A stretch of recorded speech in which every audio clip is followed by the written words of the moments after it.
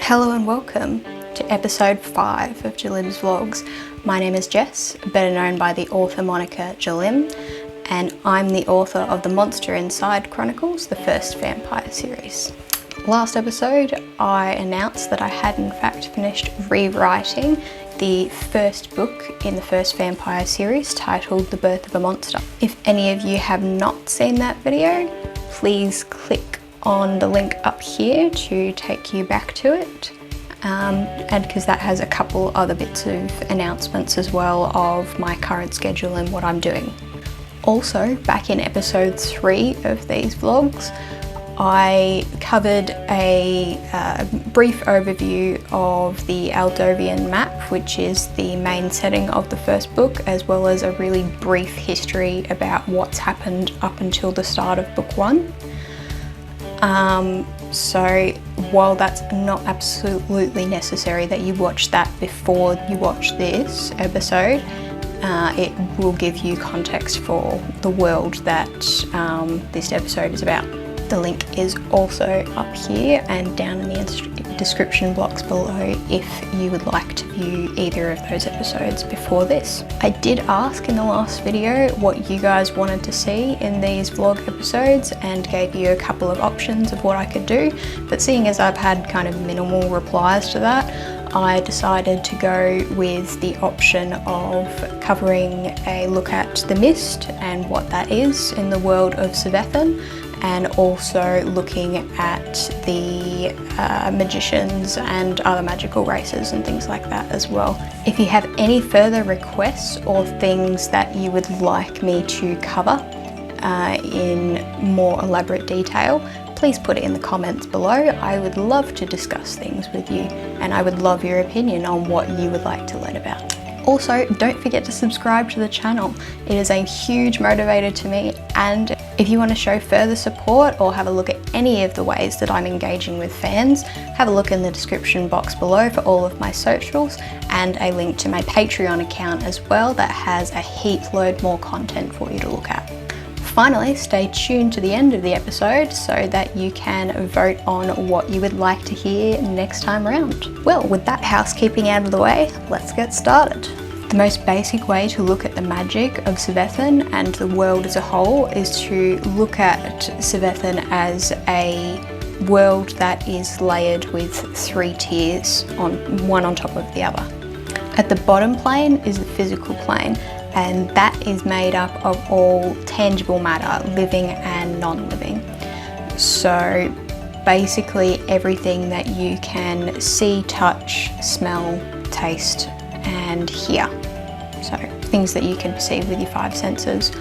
All people perceive this plane of existence, but it can be influenced by the higher tiers. The middle plane consists of a substance that is non-tangible and can invade all living and non-living things, and it is known by its common name, the mist.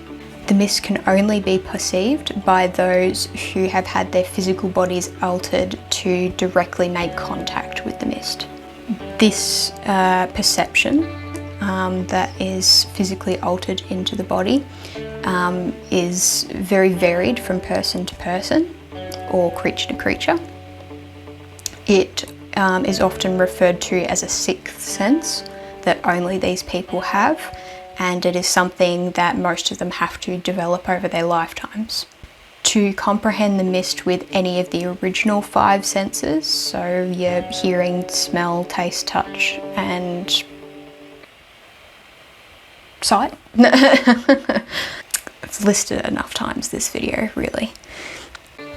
To perceive them with those original 5 senses is a very uncommon gift and demonstrates a very good understanding and control of the mist.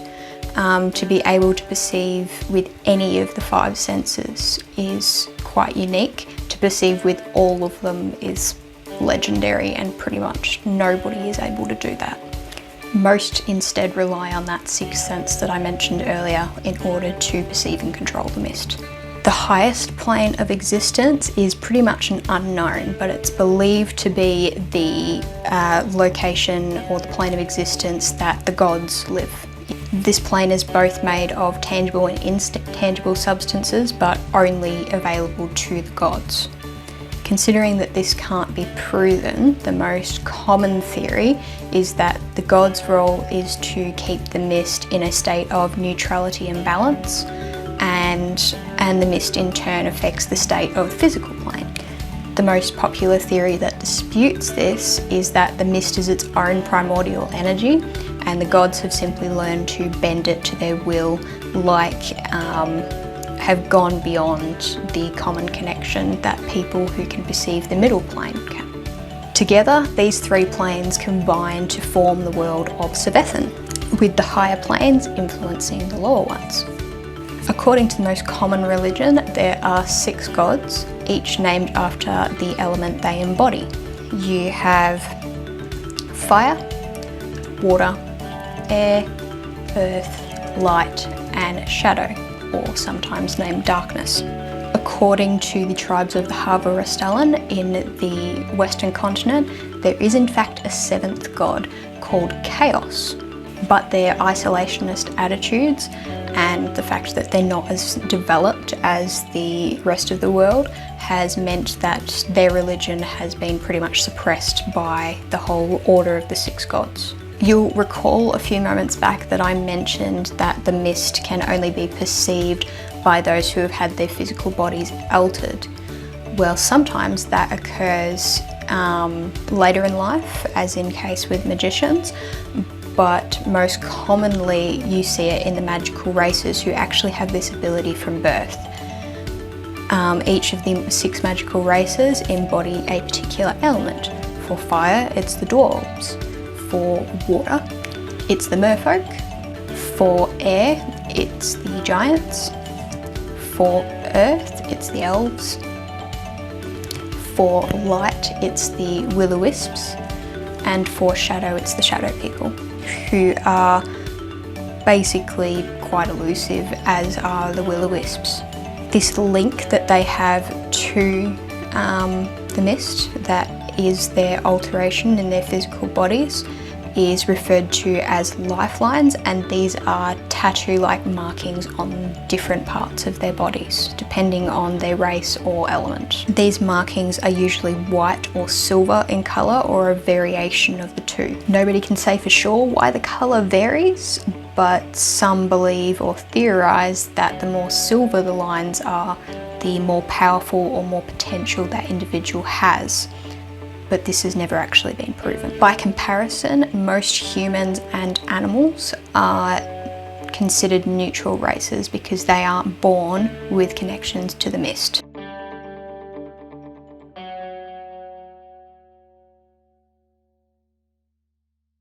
Humans can, however, and I suppose in theory animals as well, if they ever reach that stage of intelligence, can develop connections to the mist or awaken that connection through a significant event that forges a heightened belief or a particular purpose that has to be very strong in that individual to be able to forge a connection to an element. Lifelines forged under these circumstances are actually quite painful.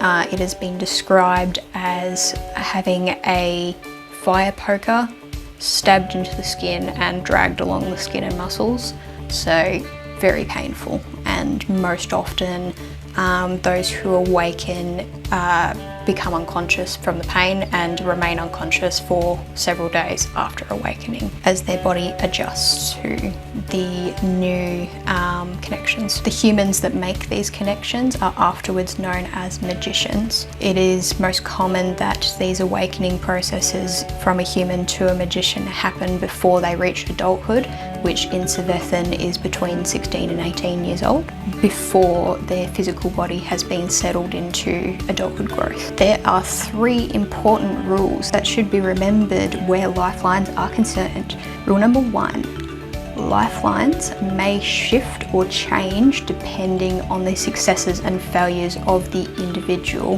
that holds them. They are literally representations of that person's soul and connection to the mist.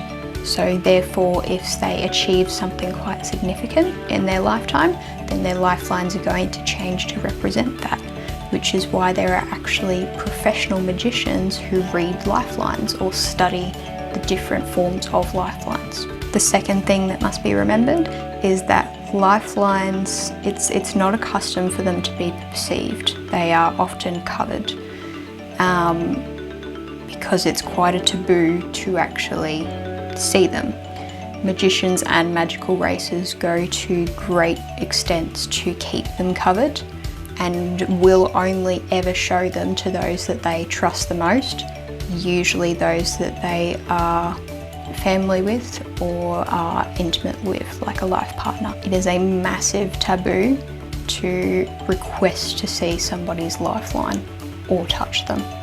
That's a big no-no. This might contradict what I said about the reading lifelines profession, but it is actually a profession, and often they refer more to either their own lifelines, each other's, or texts of magicians that are long dead, that their lifelines have been recorded, considering it's a manifestation of their life story a lot of the time. Finally, rule number 3, a lifeline cannot be regrown if it's removed, just like you can't regrow a limb, and it cannot be healed if it's damaged unless that individual possesses an innate ability, like magical ability, to heal their bodies. And even those healing abilities can't regrow limbs or lifelines. If a lifeline is removed from the body or damaged in any way, it not only reflects on the person's physical body, but because lifelines are a representation of an individual's soul, it also damages their souls or their connections to the mist, which can result in changes in personality or even a ruptured connection to the mist that will affect their control over it. So in summary, lifelines can change.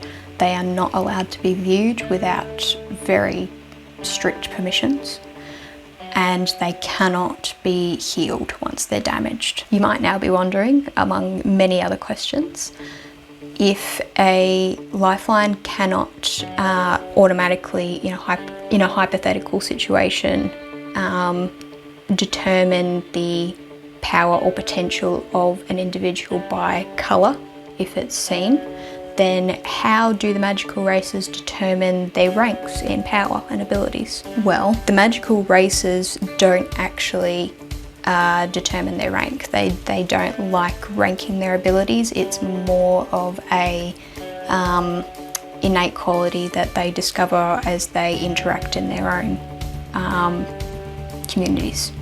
Magicians, however, do have a ranking system that I'll go through now. A newly awakened magician, so someone who has just awakened their connection to the mist, is referred to as an apprentice magician. Apprentice magicians undergo training in an affiliated academy of wherever they are in the world, from anywhere between 4 and 10 years, depending on when they awakened.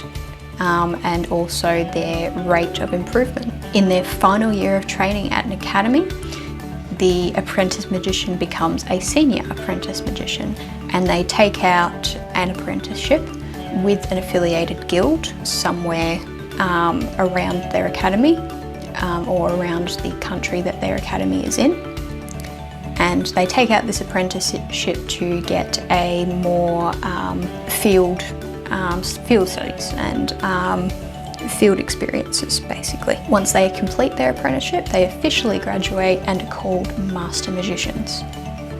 From here, the way to rank up as a magician is very different. It goes on a review system from other magicians in the guild. They review your stamina and finite control abilities, your storage of power, and also the achievements that you have had since your previous rank up. It becomes increasingly difficult to rank up with each time that you move Following a master magician is a grandmaster magician, then a miracle magician, a saint magician, and finally the very legendary god magician. That is not very common at all. Despite the name, a god magician is not actually somebody on the level with the gods. It is rather a magician who has reached the point that they can perceive in some way the highest plane of existence. These magicians are incredibly rare, and the stories spoken about them are legendary worldwide. Well, I think that's pretty much everything you need to know about the mist. Well, everything I can tell you currently, because spoilers. Please like the video as well. Give it a thumbs up if you really enjoyed it. Next episode, I think I'll do a historical event of some degree. So, would you like to hear a tale of war? Or would you like to hear a great adventure story? Let me know in the comments below. If you liked my explanation, perhaps you have questions and you want me to elaborate further, I'd love to see comments below about things that you want me to discuss or talk about, maybe do other videos about, maybe just interact in the comments with me. Who knows? As always, thank you so much for your support, guys. I greatly appreciate it. I hope you all stay happy and healthy. See you later.